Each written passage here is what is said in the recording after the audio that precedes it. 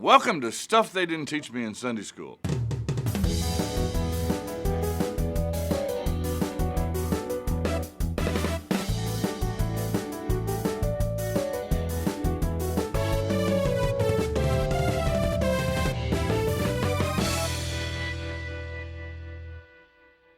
Oh, some years ago, I set out to find all of the volunteers I could find in the Bible. I think you're hard-pressed to find very many volunteers in the Bible. They're mostly draftees. One of the closest I could come was the prophet Isaiah. One of the challenges we're going to have in this session is trying to overview Isaiah in 5 or 6 minutes. Isaiah is probably the closest to a volunteer that you're going to find. His call is Isaiah chapter 6. He begins his prophetic career during the reign of King Uzziah, and he lasts through Manasseh. We're told, in the year that King Uzziah died, I saw Yahweh sitting on a throne high and lifted up, and his train filled the temple. We get this picture of the seraphim in the temple, Isaiah sitting there, and all of this spectacular things going on around him. And he says in verse 5, "Woe is me, for I am lost." In other words, I'm a dead man. "For I am a man of unclean lips, and I dwell in the midst of a people of unclean lips. For my eyes have seen the King, Yahweh of hosts," Yahweh Sabaoth, God of the armies. I've seen him. He says, I'm a dead man. You cannot be a sinner and stand in God's holy presence and expect to live through the situation. Well, God had one of the seraphim take a coal, touch Isaiah's lips, and say, "Your guilt is taken away." And then verse 8, I heard the voice of Yahweh saying, "Whom shall I send, and who will go for us?" Then I said, "Here am I, send me." That's the closest you get to a volunteer. However, consider this, nobody else is sitting there. So when God says, "Who will I send?" I doubt Isaiah could shut up. He says, "Here am I, send me." And then that follows with Isaiah's call to bring bad news to a nation that didn't want to hear bad news. A little bit of good news, but mostly bad news. To tell them that the nation is going to fall, that the Babylonians would eventually overrun them.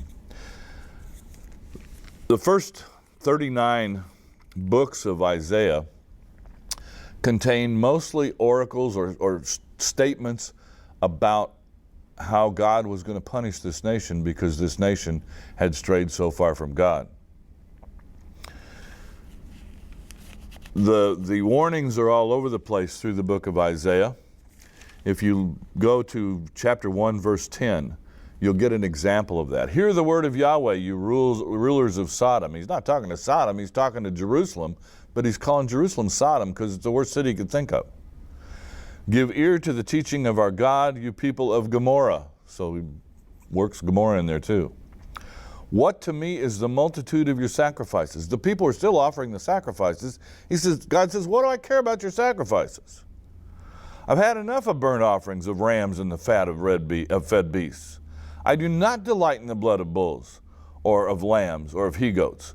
When you come to appear before me, who requires of you this tramping of my court? Who told you to come in here and burn this stuff?" Well, God did, right? "Bring no more vain offerings. Incense is an abomination to me. New moon and Sabbath, the calling of assemblies." Now here's the problem. "I cannot endure iniquity and solemn assembly." As long as you see the sacrificial system, the offering of these sacrifices, as long as you see your worship and your ritual as just a ritual to cover up your sin, and that it has nothing to do with the relationship between you and me, God says, I'm not interested in your worship. I don't care about the dead bulls. I don't care about the blood. I don't care about you showing up on the Sabbath. If your heart's not in it, don't bother with that stuff. Verse 18, I take a probably non-traditional view of verse 18, and I'm going to highlight that one because I do. Because of the context.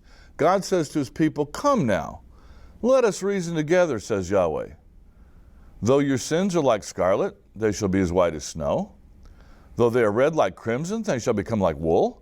I think it's more of a question mark than a statement. Many times we quote that as an indication of God's forgiveness. I think it's God saying, "Are you kidding me? You stand before me and your sins are like scarlet and you think they're white as snow. They're red like crimson. You think they're going to become like wool because you offered a few goats?" And here's the context. "But if you are willing and obedient, you shall eat the good of the land. But if you refuse and rebel, you shall be devoured by the sword, for the mouth of Yahweh has spoken. I think God is saying to them, get serious. Get serious. Words and actions go together. Faith and deeds go together. You can't come in here and burn up bulls expecting to turn around and go out and do whatever you want, act however you want, and not be in any relationship with me. You think if you're standing before me in your bloody garments and you think you're going to be white as snow for the sake of a few dead bulls, and it's not going to happen.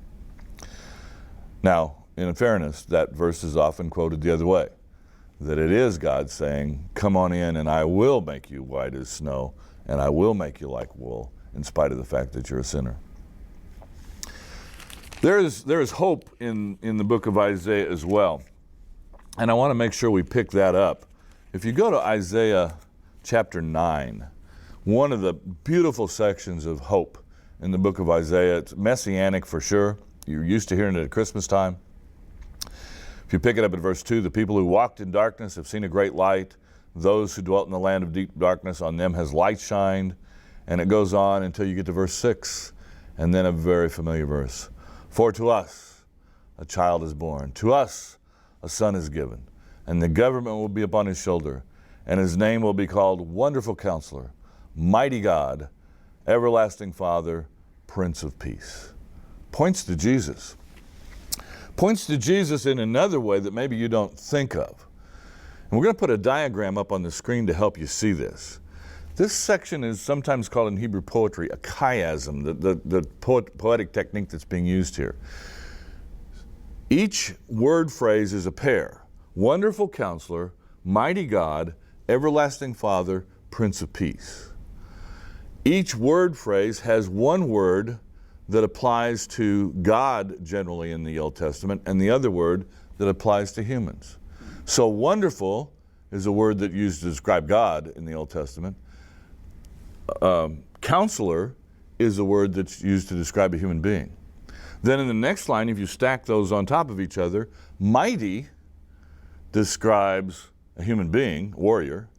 God describes God.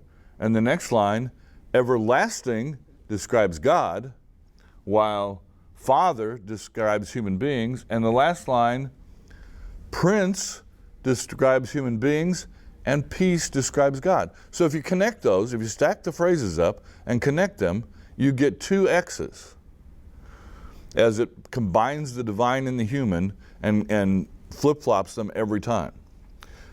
Because those X's are there, that's a Hebrew letter or Greek letter chi, it's called a chiasm. And it's a poetic technique. What's fascinating to me is that it's also a messianic prophecy, and in that messianic prophecy it combines the divine and the human attributes, because Jesus would be fully God and fully man. God is amazing.